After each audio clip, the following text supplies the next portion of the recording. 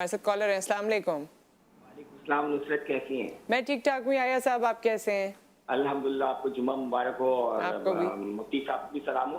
मैं ये बात वालेकुम समझना सलाम। चाहूंगा, देखिए मुझे ये बात समझने की जरूरत है कि जो आप इजाजत की बात कर रही है ना, तो जी। व्हाट इज द रीजन कि हमें इजाजत की क्यों जरूरत है और इजाजत हम किससे लेंगे और क्या ऐसे वज़ाइफ हैं जिसकी इजाजत लेनी चाहिए और जिसकी नहीं, कि हमें तो इसका इदराक नहीं है।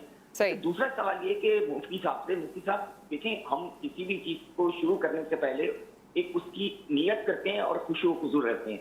तो किसी भी वजीफे पढ़ने के लिए आपकी तहारत, आपकी नियत, आपकी उसका क्या एहतमाम हमें करना चाहिए ताकि असरात उसके मुस्बत हों। ये ठीक मेरा है, सवाल है। Thank you. ठीक है, थैंक यू सो मच। जी भाई मोहम्मद यहया साहब, आपका बहुत अच्छा सवाल है, बहुत ही इल्मी सवाल है। इजाज़त की ज़रूरत इसलिए पड़ती है कि एक डॉक्टर है, तो डॉक्टर से जिस तरह हम इजाज़त लेते हैं कि ये मेडिसन हमने लेनी है, ये मेडिसन लेनी है, इस वक्त ये मेडिसन लेनी है, डॉक्टर हमें इजाज़त देता है क्योंकि वो अपनी फ़ील्ड का एक माहिर है, अपनी फ़ील्ड को जानता है। अगर हम अपनी फ़ील्ड को जानते हैं तो हमें किसी से इजाज़त लेने की ज़रूरत नहीं, हमें चूँकि ख़ुद ब खुद एक इजाज़त मिली हुई है। अगर हमने इल्म नहीं पढ़ा हुआ, हमें इजाज़त ज़रूरी है। क्यों?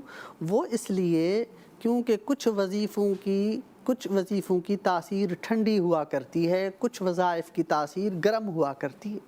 जैसे आयत करीमा है, ला इलाहा इल्ला अंत सुब्हानक इन्नी कुन्तु मिनज़्ज़ालिमीन। ये आयत करीमा, हज़रत यूनुस अलैहिस्सलाम मछली के पेट में थे, समंदर में थे, दरिया में दुआ पड़ी।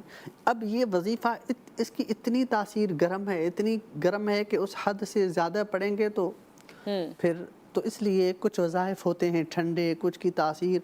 तो उस्ताद, मुर्शिद, रहनुमा, रहबर, आलिम दीन, पीर, उनसे इजाज़त ली जाए। आपके मस्जिद का इमाम साहब है, उनसे इजाज़त लें। कोई आपकी नज़र में मुस्तनद आलिम दीन है, उनसे आप पूछें। इजाज़त बहर सूरत ज़रूरी है।